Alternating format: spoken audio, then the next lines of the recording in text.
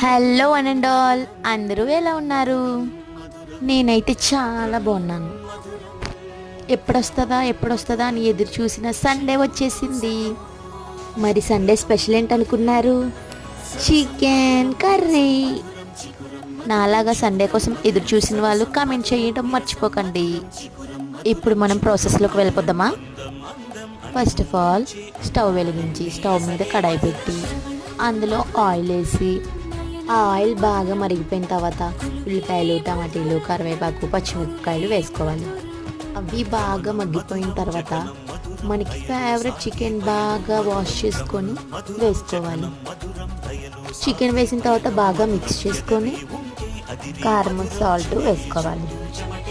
ఆ తర్వాత అల్లం వెల్లుల్లి పేస్ట్, చికెన్ మసాలా, గరం మసాలా వేసుకోవాలి. తగినంత వాటర్ వేసుకొని ఉడికిపోయిన తర్వాత స్టవ్ ఆపేయడమే, అంతే, రెడీ.